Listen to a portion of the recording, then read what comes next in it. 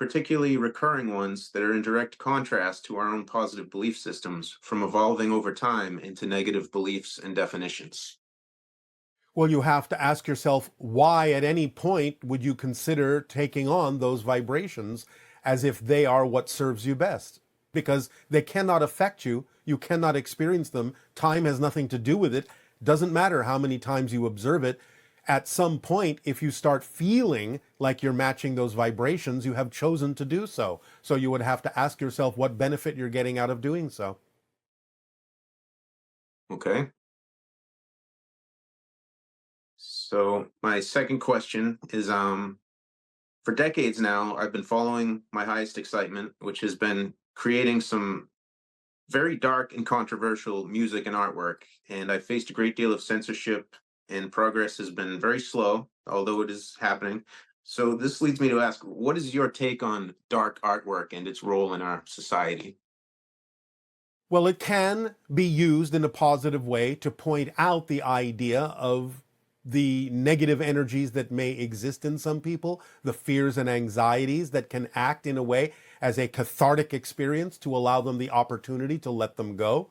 This occurs in many of your books and your movies, where people can go through a safe cathartic experience by experiencing the art that allows them to get in touch with the darkness and the negative and fear-based beliefs within themselves, to process them and let them go. So if it is used that way, then it can serve a positive function by allowing them a safe space to explore those things so they don't have to necessarily act them out physically in your society. If it is used that way, then it can lead to a positive effect. Very good. That's very much how I feel about it as well. My third question is, would you take me for a ride in your spaceship? Not at this time. Not at this Except time. you may do that out of body, but not physically at this time. Okay. Your vibration could not handle it in your physical reality, but you can handle it in a different reality. And you have been on many spaceships in a different reality, in an altered state. So, but not physically at this time. It is not vibrationally compatible with your physical reality at this moment. Interesting. So, seems these questions have gone by fairly quickly, so maybe I could let you know about a dream I had just a couple of nights ago. I was in the dream, I rarely dream, but I had this dream where I was in school and I was in danger of failing, and I was called down to a guidance office. And I was sat across from a guidance counselor. I was very annoyed at this point in the dream. And next thing I know, you walked into the room with keys on your belt as though you were working there. And I was dumbfounded. I said, "Bashar?" And you said, "Yes." And I said, "Is it really you?" And you said, "Yes." And I said, "Can I ask you a question?" At that moment, I woke up, and not 2 days later, I am able to speak to you here. Yes. Well, again, the idea is that in an astral form, you recognize that you were looking for guidance because the reality that you were experiencing wasn't completely working for you. You needed to get in touch with certain belief systems within yourself about how to continue forward in your life in a way that is truly representative of passion and clarity. And so you were brought to the quote-unquote guidance office. A spirit guide was there to help you. And by walking in with the keys, it showed you symbolically that there are keys that you can use to unlock the information that you need. Some of it may be available through the information we have shared with all of you. Some of it may be available through other sources. But what we are doing is presenting you with the keys to the guidance that you need. All you have to do is make sure you are following the guidance, operating, using those keys, the formula, in a very precise way, making sure you know the difference between excitement and anxiety for each choice that you make and why you are choosing it and how it is serving humanity. Okay. So thank you. Thank you. Aveo.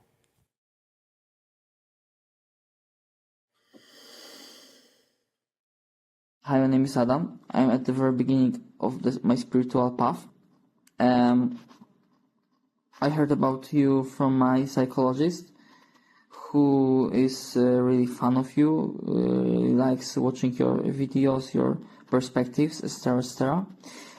My question is, what do you know about the Shroud of Turin? Because there are some research which proves the thesis that Jesus was resurrected, and this, the evidence prove that Christianity is right, yeah.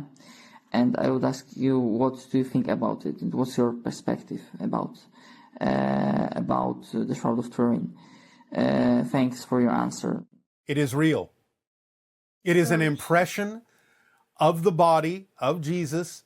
When it elevated vibrationally, it left an impression in the cloth.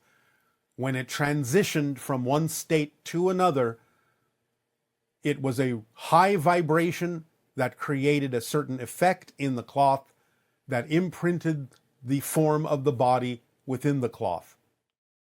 Transition to a higher state, yes, you would call it a resurrection, but it was really a shift to a higher state of being and coming out as a quasi-physical being, shifting to a higher state of physical reality that gives off a form of energy, a higher vibrational frequency felt by all those who came in contact with that form of Yeshua, who then ascended, by simply shifting the vibration even higher and disappearing into another realm, another reality, a spirit realm, which was perceived by humans as if rising from the earth. But what was actually happening was a shifting of the vibration into the spirit realm. Hello, Bashar. And to you, good day. I followed the formula, and here I am. I'm super excited. It's like winning the lotto. Oh, all right, if you say so. I've got 3 questions for you. Yes. The first one, my husband has encountered ETs, a small gray, chrome-like being, and 2 other beings, and he's curious as to what the purpose and what's most helpful for him to know at this point. Well, you are part of the hybridization program. You are part of the evolution of humanity into the 6th hybrid race. So you have many encounters with these beings because you are participating in whatever way, shape, or form is necessary for you to provide information for the hybrids that will ultimately come to live among you in the future. Thank you. Second question. 5 years ago, I adopted a child at a crisis. First 2 asks, my physical mind said no. The third ask, my higher mind said yes. Since then, this child has been a joy and a gift and my greatest teacher. And I'm curious to know if this was agreed upon between the 2 of us, if there's a purpose, and how can I best serve the purpose? I think you have already said so. Yes, of course there is an agreement. Things don't happen by accident. And you have said you've already learned a lot, that this child is acting as a teacher for you and you for the child. So you've agreed to reflect to each other what you each need to know to become more of yourselves in this life, more true to who you really are. To teach the idea of self-empowerment, that the power that each individual has is necessary to attract what you need without harming yourself or anyone else in the process, to explore and discover what your passions truly are, so that you understand that you are connected to Source and have everything you need. So you're working together to upgrade each other in whatever way, shape, or form is representative of your passion and your excitement, your curiosity, and your love. Thank you for that. Next question. I'm new to all this extraterrestrial information and only started learning about 2 months ago. So as I'm learning, I'm wondering if I'm to assist in some way. I want to understand the bigger picture of the extraterrestrials and the hybridization.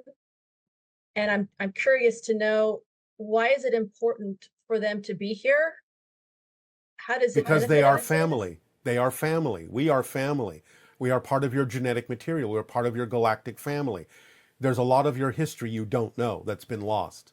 You are heading toward becoming the 6th hybrid race. You are heading toward evolving into full humanity over the course of years to come. The hybrids will eventually come to live among you. Eventually, you will mingle. Eventually, you will gain new abilities. Eventually, you will come to live among us, among the stars, and explore other worlds. Eventually, Earth will become the UFOs of other civilizations. You will move out into the cosmos. But you will also ground yourself more connectively to the idea of earth. You will understand yourselves as extensions of nature. You will express all the things that are true about yourselves more fully in peace and harmony and love. And then eventually, as you become the sixth hybrid race, you will blend with the other five to become the seventh hybrid race that will deliver 100,000 years of peace to the entire galaxy. That's where you're heading. Thank you. You're welcome. One last thing. How do I close my perceived gap of separation with all that is?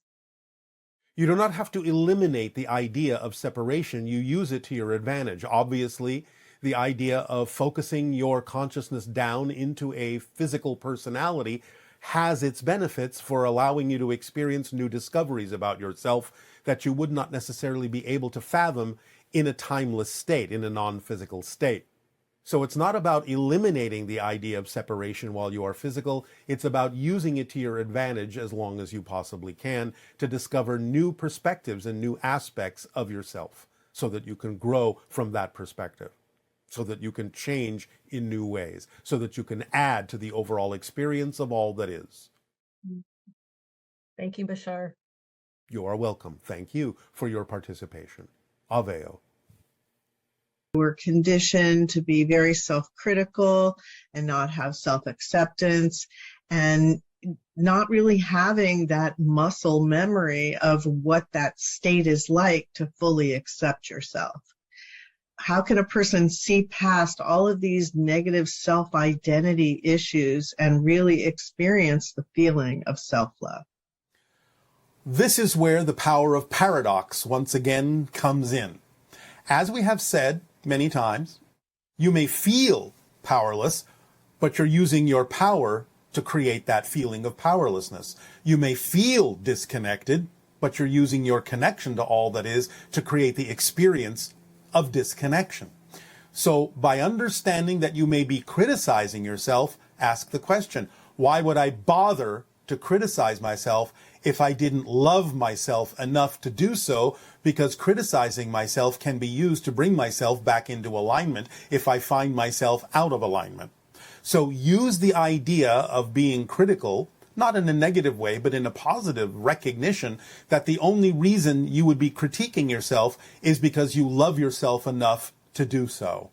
And once you realize it from that perspective, you will actually paradoxically not be quite as critical in the negative way, but you will always check in with yourself to make sure that you are choosing the things that are truly vibrationally in alignment and compatible with who you prefer to be. It will change its quality. It will change its feeling.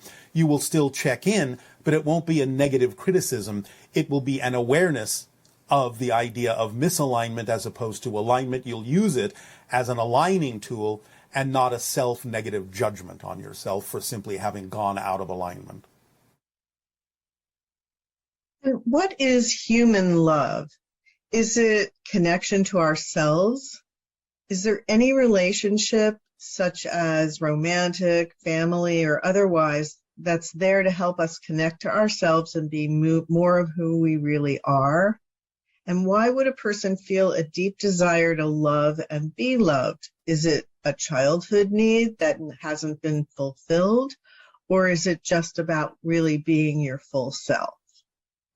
There can be many circumstances in which you can relate the idea of feeling the need to be loved to a childhood situation, but the childhood situation may only have been pointing out the idea that every single being in creation has the urge to align and connect with all that is.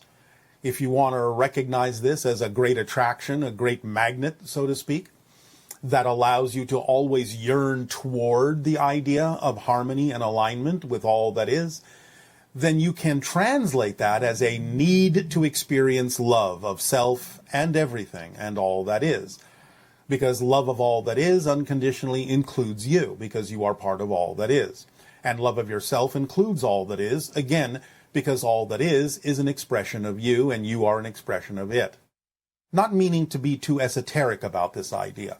There can be many different expressions of the idea of love. But in your society, sometimes they will get a little bit twisted and they will get a little bit put upon in the sense of assigning a meaning to why it has to be this way, imposing a structure on it that isn't necessarily as unconditional as you may think. It's all about relationships and realizing that all relationships, as we have said, are for the purpose of each person being attracted to other people to help them become more of themselves through reflection, through dialogue, through all sorts of ways, through behavior, and each person doing the same for the other, allowing them to become more of who they are through recognition and awareness and awakening. And that is the ultimate love, is the idea that relationships are about love, unconditional love, if you're functioning as a reflective mirror for others and yourself, letting them reflect to you what you need to become more of who you are. Okay, thank you. I want to heal conflict and rekindle my zest for life. You say to follow your passion, but I also feel like my passion is irresponsible. Can you guide me to have clear passion and to help heal the conflict within and without? Well, we may need to have a conversation with this person about exactly why they're defining the idea of their passion as something that's irresponsible. We would need to understand what it is they are recognizing or defining as irresponsible. But nevertheless, without going into the specifics for that particular individual, if you feel that your passion is irresponsible, then you don't have a clear definition of your passion, because your true passion cannot be irresponsible. If you are being irresponsible, then you're not functioning in your passion. That's really all we can say about it, is to watch your definitions, because by definition, acting on your true passion could never actually be irresponsible, even if someone else may define it as such.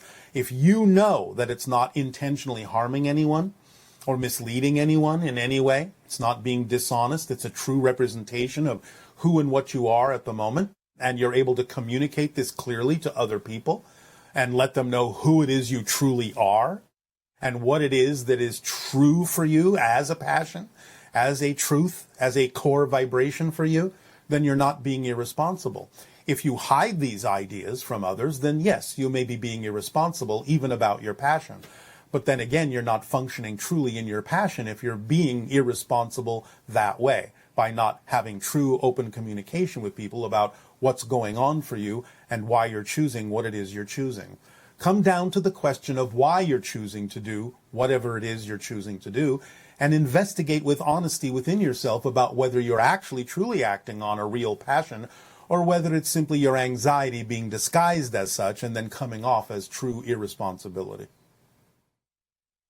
And what about the situation where a person has a passion for a certain career and they've been following that passion and they've received lots of support from other people doing it, people have invested in them doing it, all of those things that create a bond around their passion, and then they don't feel the passion anymore and they want to change, but they feel guilty about abandoning, in a sense, all the people that have supported them in their passion.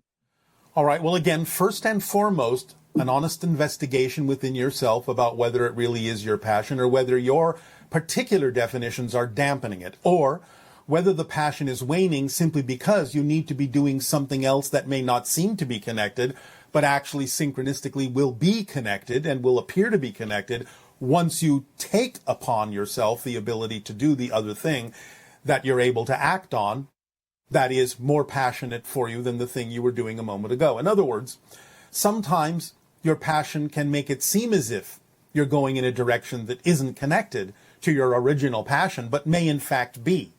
So you may have to look at it and include that path that may seem to be disconnected and define it as part of your path, part of the original passion, to see if it will bring you back to the original thing once you have gathered whatever experience you will gather by going off on what seems to be a tangent, but ultimately may prove to be otherwise, may prove to be part of the original passion.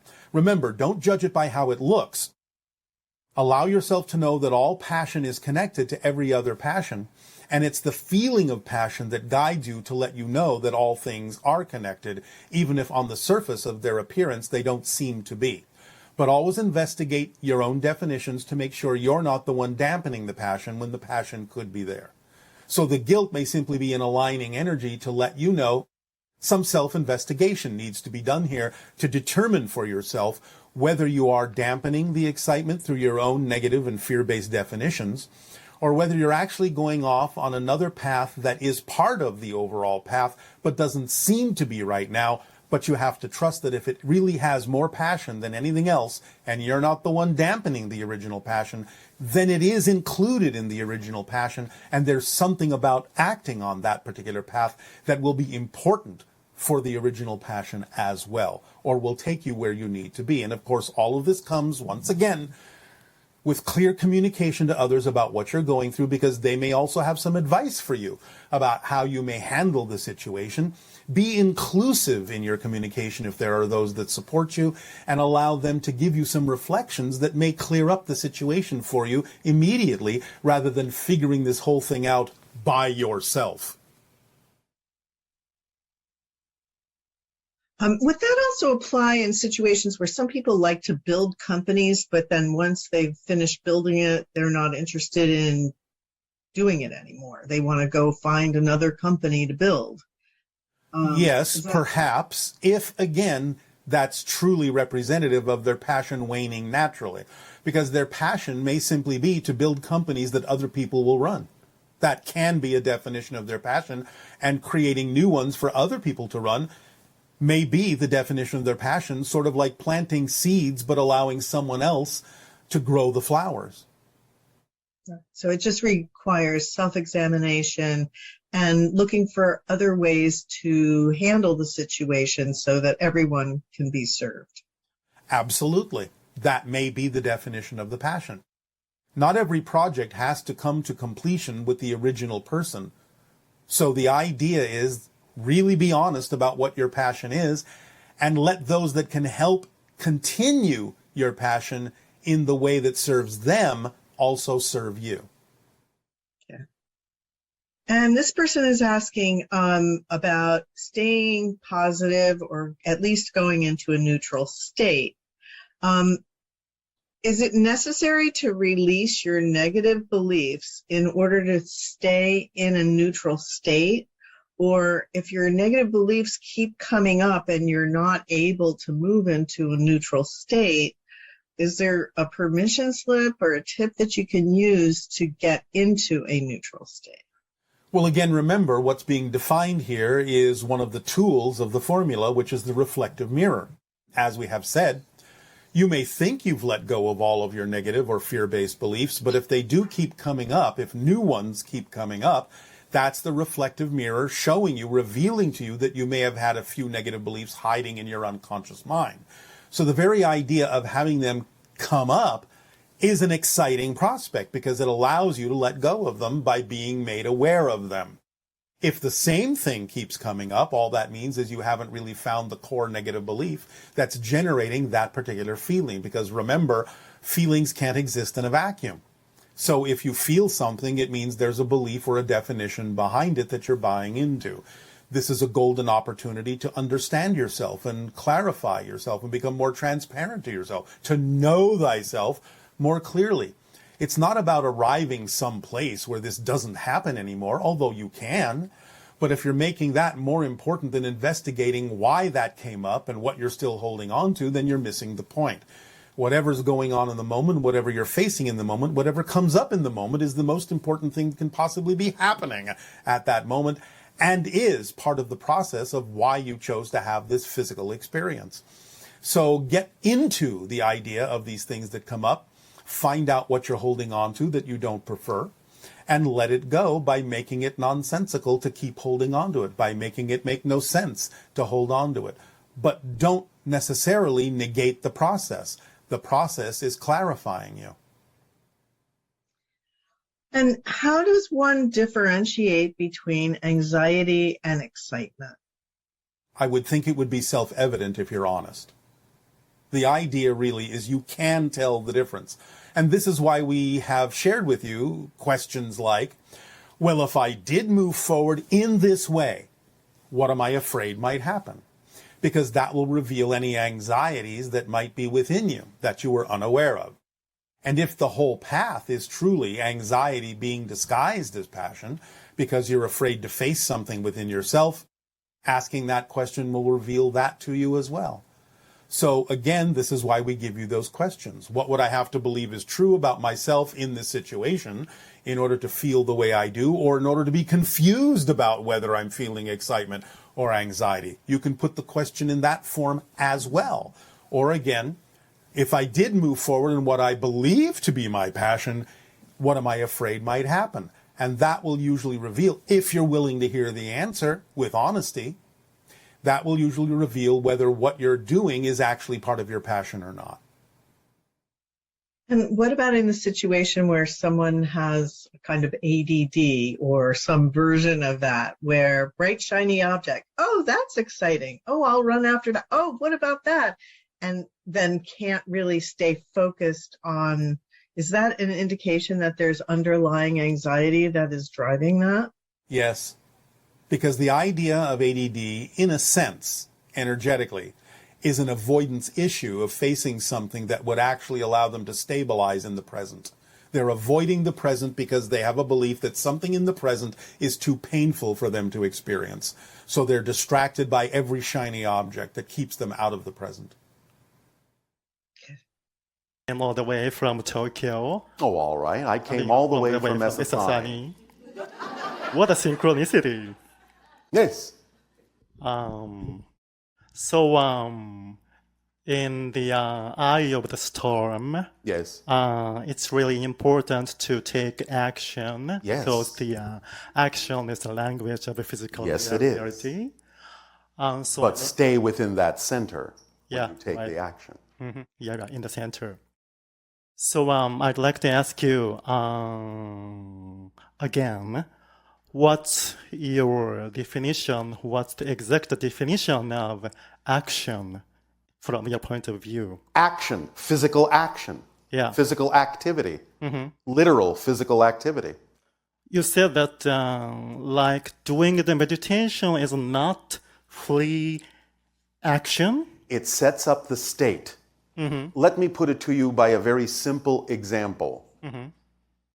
You walked up to the microphone. Yeah. That's an action.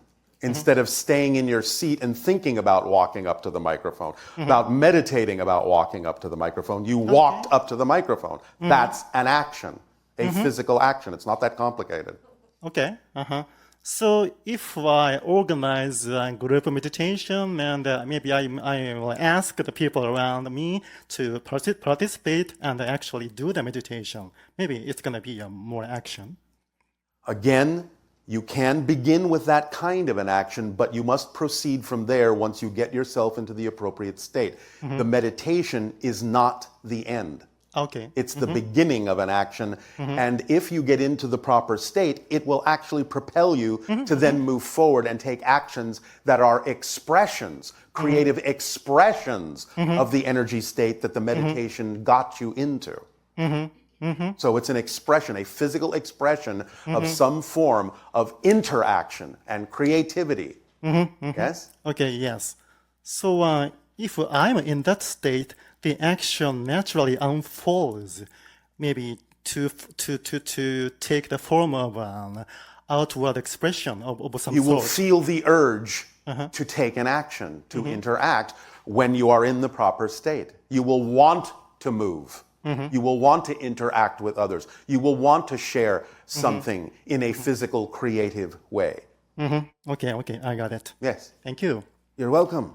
And it seems that I have to ask about the Serpent Mound. Yes, Serpent Mound in Ohio. Yeah, right.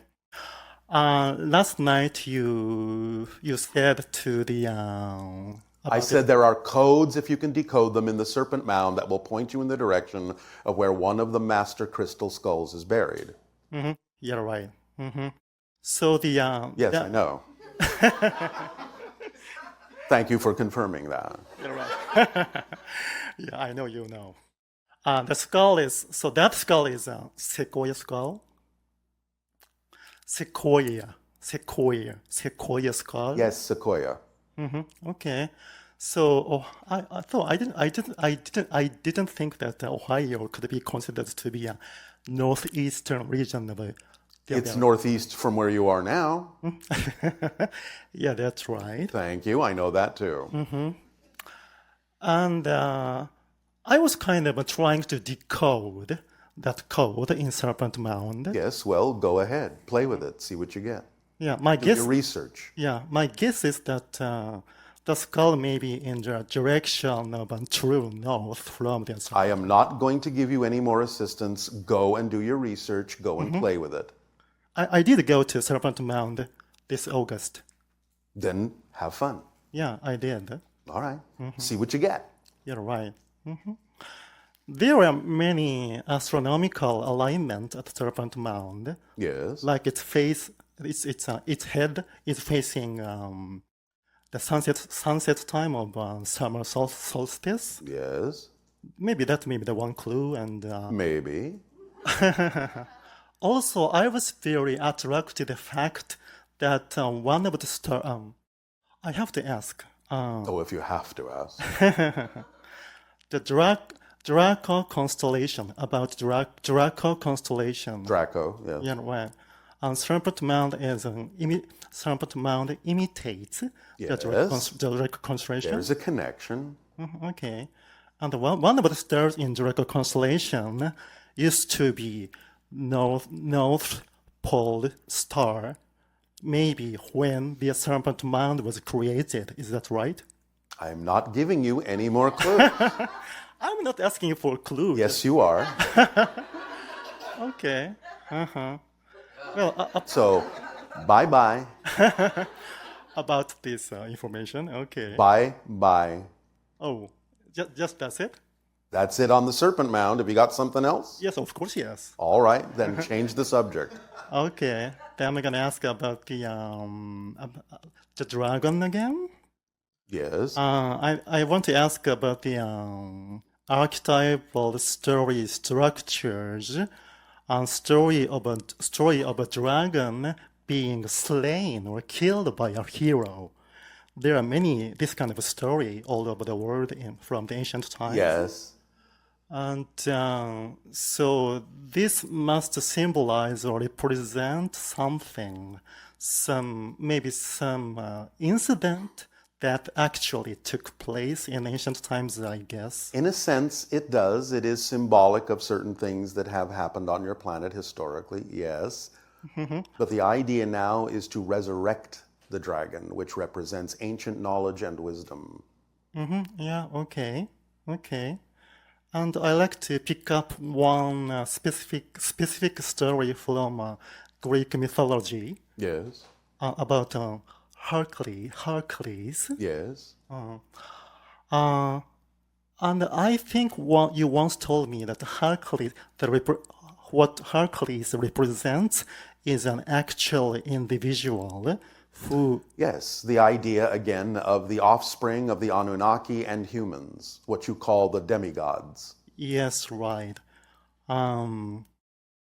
That Anunnaki is not the original Anunnaki, but offshoot group of Anunnaki. Hercules, the demigods, are offspring of Anunnaki and human. Okay. Okay. You following that? Yeah. Okay. Yes. Okay. All right. I do follow that. All right. Okay. About the story of Hercules. Yes. One story is that Hercules was told to steal some of the golden apples in the gardens of in the gardens, and there was a dragon who was guarding that golden apple tree, and the Hercules killed the dragon, and that dragon named Ladon was the image of that dragon was brought up into the sky. All right. There are always going to be positive and negative images of every symbol. So in the idea of resurrecting the ancient wisdom and knowledge, that's the positive side. The slaying of the dragon is simply going within to allow yourself to overcome and supersede the limitations imposed within your genetic structure so that you may be able to access that ancient wisdom and knowledge again. Okay, so that golden apples symbolizes that knowledge and Yes, wisdom. because it ties directly into your ancient story of the fruit of the tree of knowledge of good and evil. Yeah, like in the Garden of Eden. Yes. So it ties directly symbolically into that idea that you were prevented as a species from having a certain amount of knowledge that would make you equal to the gods, the Anunnaki. But now it is time for those markers that were turned off to be turned on again. The dragon being representative to some degree of a higher level version of your DNA. The dragon represents the third strand. Oh, really? Oh, that's good to hear. And at the end of this story, the image of dragon Darladon was brought up into the sky and said to have become the Draco constellation. Yes. Therefore, there are things that are connected to that constellation astronomically that can assist you in discovering certain truths, certain ancient knowledge at this time of opening on your planet. Okay. So thank you. Hercules. Thank you. Okay. Oh, so that's the end of my question. Thank you. Okay. Bye-bye. Bye-bye. Is impacting really as many people as possible. And so we've wanted to fill our programs to really have about 10 times more people. And yet everything we've done to try to do that hasn't worked out. Now, do you think the problem is that we've been focusing too much on the outcome? Is this not really our highest excitement if everything we've done in the last 7 years to grow our business hasn't panned out and it's led to burnout and overwhelm? Are these symptoms of it not being our highest excitement? Let me know if you can help me with clarity on this. Thank you. Yes, or symptoms of you not doing it in the way that is actually most exciting, plus a little bit of insistence on your part, which is causing resistance. Because you think that it's somehow more impactful by having more people than simply the people that you have. Remember, they're going to go out and they're going to share things too. So you may not necessarily have to personally have all of the people that will be touched by what you're sharing, but you just have to know that what it is you're sharing will reach who it needs to reach, and stop focusing on the idea of the quantity and focus instead on the quality of your delivery and information. It will reach who it needs to reach. Your numbers may grow, but that's not the important point. The important point is, are you sharing what you're passionate about sharing without insistence, without resistance? Are you trusting the synchronicity of the way things are unfolding? You only get overwhelmed, as you say, by doing things that are resistant to the natural flow of your being. So find ways to do things that are more exciting, or things themselves that are more exciting, and just trust that the way it unfolds is the way that it needs to at this moment. If it needs to change, it will. If it doesn't change, it didn't need to. Oh, hello, Bashar. Good day to you. So I have a few questions for you. Oh, all right. Thank you very much. You have given us in a previous transmission 2 pictures of grays. And I was curious to know from which race are these 2 grays? One is a hybrid in the classic sense. One is more aligned with the idea that most people on your planet recognize as the Greys. And as we have said, the Greys are a mutated race of humans from a parallel version of Earth. At least that faction that you're mostly dealing with. Not that there aren't other factions of Greys. There are tall Greys, there are short Greys, there are Greys from other dimensions. But the ones that we more often than not refer to are the race of mutated humans from the parallel version of Earth. Does that answer your question? Or is there something else you wanted to explore about that? I was wondering if it had maybe something to do with the different hybrid races that will be introduced. Well, first and foremost, the different hybrid races will be introduced at different times. The first will be the Shalanaya, the children that will come to live among you, and possibly the Yael, the caretakers of the children that will ultimately come to live among you in different places on your planet. So eventually, you will start to meet as contact opens up more and more, the different hybrid races. But remember, the Greys are already, in a sense, one version of a hybrid race. So you have met them, you will meet the children, you will meet the Yael, possibly the precursors have been observed by some people on your planet from time to time without necessarily knowing it. But to meet our civilization, the Sasani hybrids, will require a little bit more change on your planet before you will become vibrationally compatible with our species. Does that answer your question? Okay. Almost, and I was wondering if one of these two pictures, I guess the hybrid, if it's referring to one of, if it is referring to the Shalanayel or the Yael. The Shalanaya and the Yael may have some hybrid features, but they are a little bit more human than we are. The hybrid you're looking at is a little bit more representative of something closer to us, with the larger eyes, smaller nose and mouth and ears, so on and so forth. Again, some of the Yael and Shalanaya may exhibit some of these traits, especially in the eyes, but that is what is typically referred to on your planet now as an average or classic hybrid, which is sort of like a 50-50 between the Greys and what you consider yourselves to be as human. Therefore, more representative of us. Okay. My next question, I was wondering, what is the general relationship from our collective consciousness to extraterrestrials? The general relationship?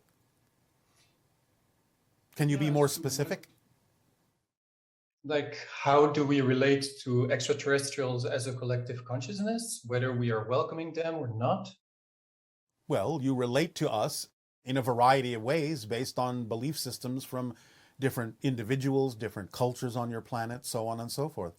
There isn't just one big way that all of you are aware of, even though on a collective level, yes, there is a relationship, and it is through the idea of the collective archetypal consciousnesses that you have labeled things like Christ consciousness, Buddha nature, Krishna spirit. We come through or make a connection to those collective levels of your entire planet, sometimes expressed as nature or Gaia as well, in order to allow ourselves to know when we are or are not interfering with the overall process of the individuals on Earth. So the relationship is one of reflection, is one of connection. You are definitely part of our galactic family, whether you know it or not, and we a part of yours. But this is something you will come to learn. Does that answer your question? I think so. All right. Well, you are asking the questions in very general ways, so we're not exactly sure exactly what direction you would like to take this in. Yes, actually, it's also referring to the open contact. Yes. Because if I understand it, open contact means that there is a certain level of readiness to allow you to come. Yes. And as we are building up to that direction, I was wondering whether it shows as a collective, in the collective field. Yes, that it does. But again, please do remember, you never change the planet you're on. You shift yourself to another version of Earth that is already more ready for open contact by changing your vibration to match it. So when you say the collective, well, yes, that's true. There are more people in your reality that are more willing to shift themselves toward the experience of open contact, but that doesn't mean it's going to be happening on the version of Earth that you're on right now. You will leave that behind. You will shift to another version of Earth, whether you recognize it as such or not. Does that answer the question? Remember, the window of open contact is somewhat broad. Beginning in your year of 2023, it will start slowly. It will be sporadic and intermittent. It will take different forms. Possibly toward the end of the window, 2033, 2040, 2050, then you'll be experiencing more fully the idea of open contact with different extraterrestrial species.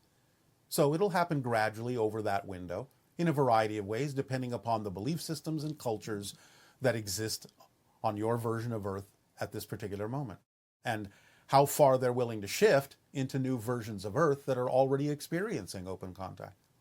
So we're giving you that broad window of time for you to go through whatever process is necessary for you to get used to the idea that you can be interacting physically with extraterrestrial beings in your society, because it will vastly change your society, or more precisely, your society, or whatever version of it is going to shift into those other versions of reality, will have to change very much in order to experience what we're talking about.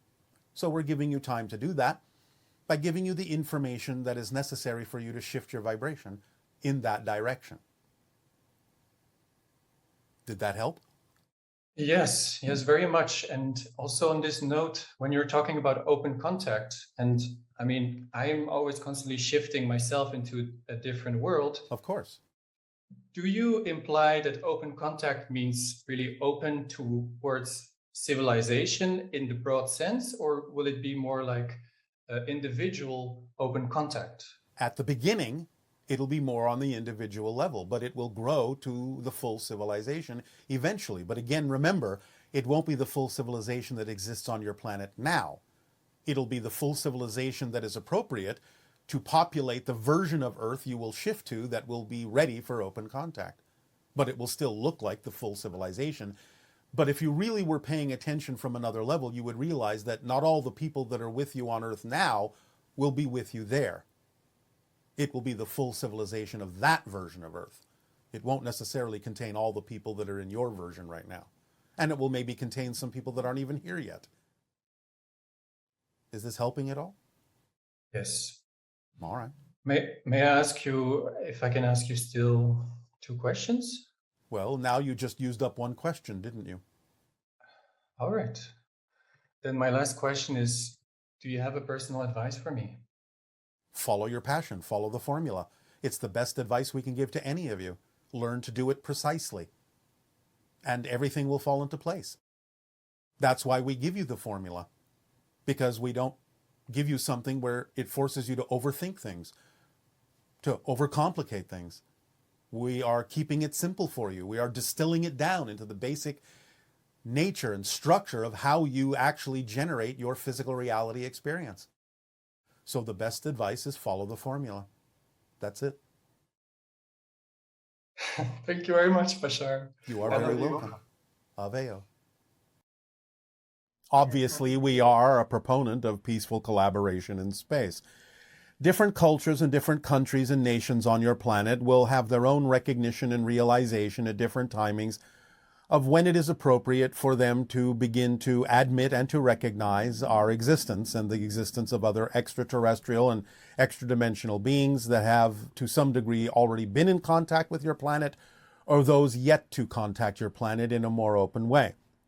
It's all part and parcel of the timing of the recognition and the opening of that recognition in different places on your planet that will eventually come together in a holistic sense so that the entire planet at one point will allow themselves to recognize the existence of extraterrestrial beings and in their own good timing be open to the idea of forming these collaborative interactions.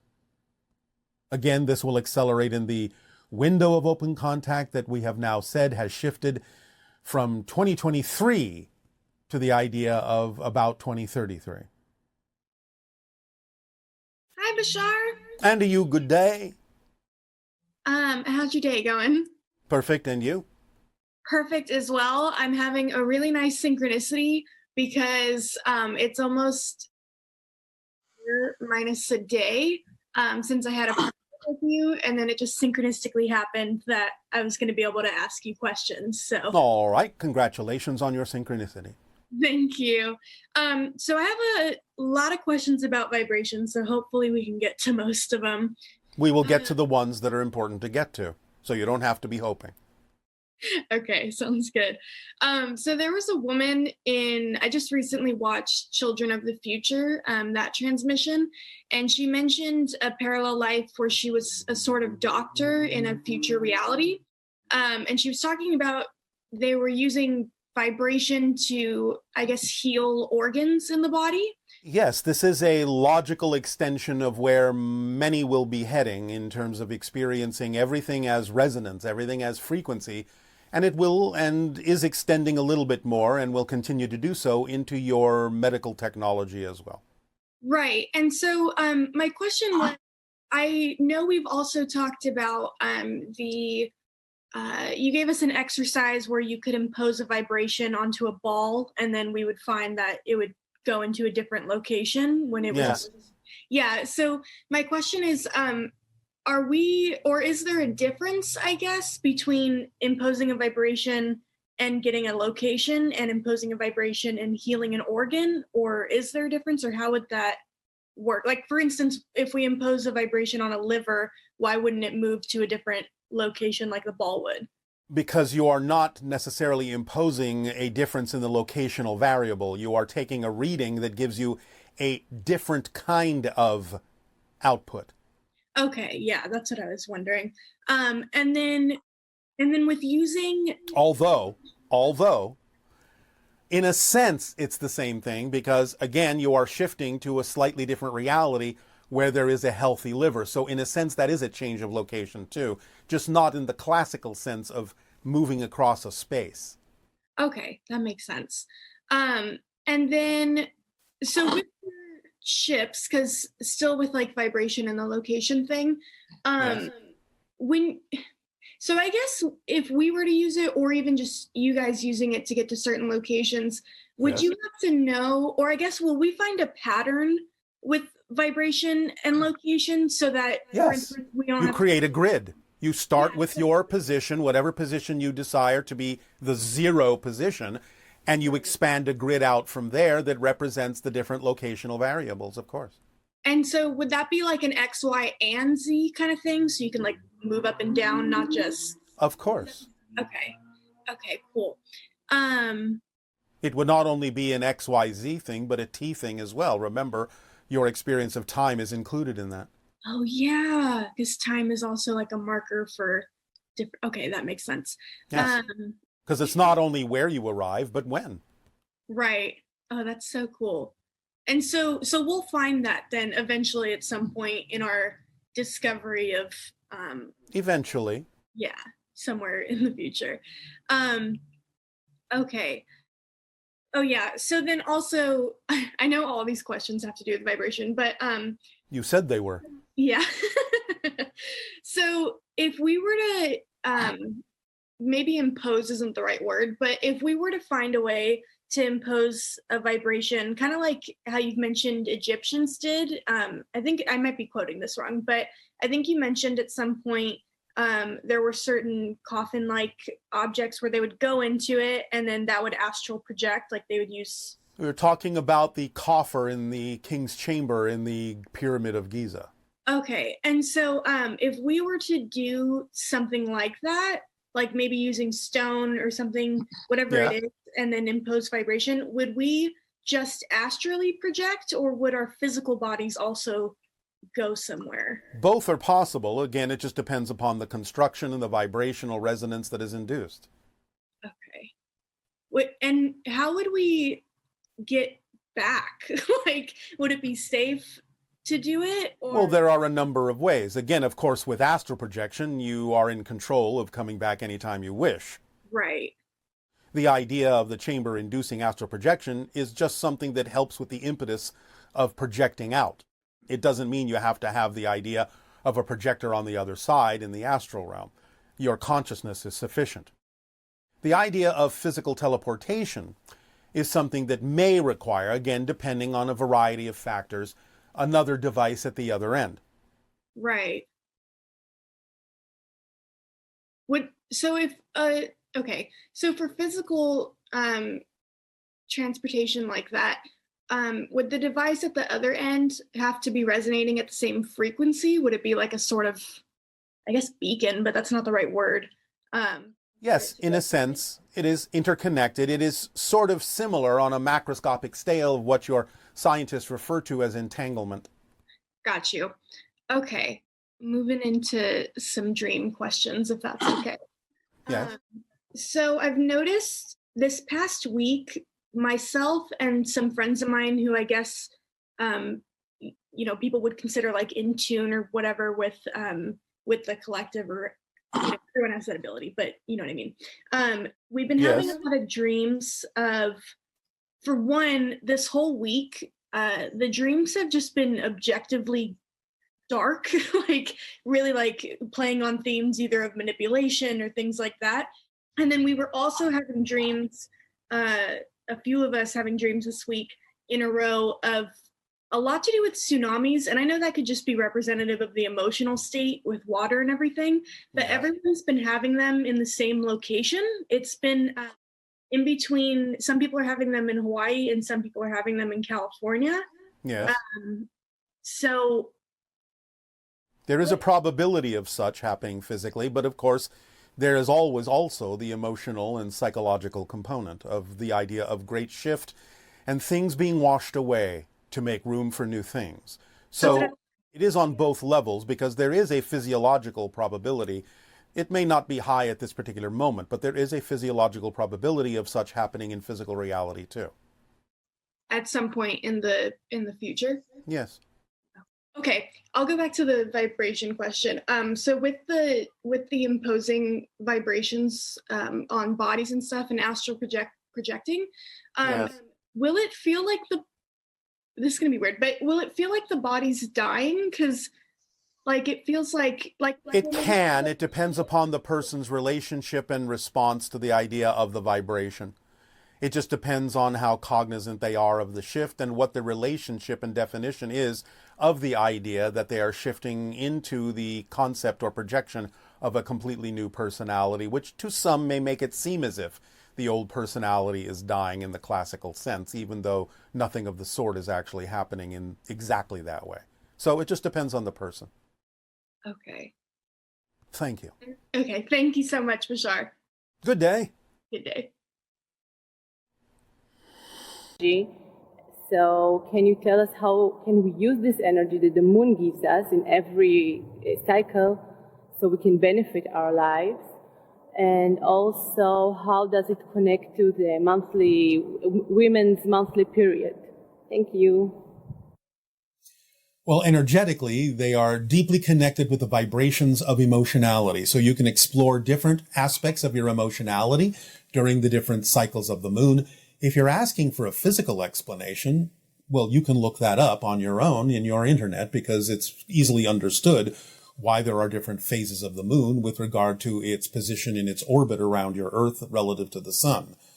But the idea energetically is that you can use it to gauge the idea of energy within your physical and emotional systems to represent the idea of the waxing and waning of life, birth, death, so on and so forth, in any way, shape, or form that you desire to use it according to the permission slip that you've attracted to use and the definitions that you apply to that particular permission slip. So we leave that up to you, but it's strongly connected to the vibrations of your emotionality and your physical cycles because it represents the whole idea in and of itself of cycles in physical reality, of light and dark and in between. Hello, Bashar. Nice to speak with you again.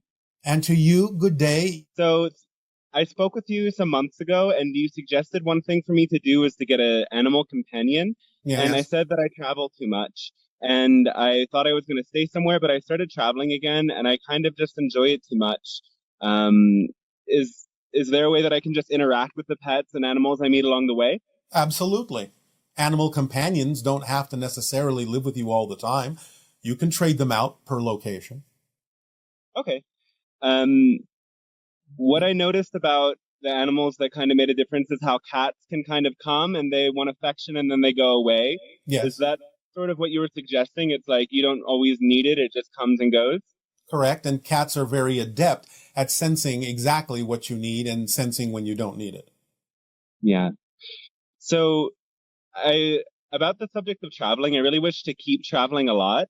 All right, we'll keep doing so. Though I also thought about buying land as an investment in a place that really feels like somewhere I keep coming back to. All right, well, you can do both, you know. I'm not sure if I feel excited about it because it feels like a lot of work, and my main motivation is kind of financial. So I don't know All if it's the right, right. stop. You have to examine whether or not you're dampening the excitement with your negative definitions. Because when you say, well, I'm not sure if I feel excited about it, then obviously you don't feel excited about it. And the idea is that you have to determine whether or not you're killing the excitement with your definitions or whether it's truly not your excitement. So you have to have honest self-investigation about all the things you think that buying land is going to do that will bring you down to a level where you won't enjoy your life, and find out if those definitions are actually true or if you're just buying into things that have nothing to do with what could actually be experienced by you.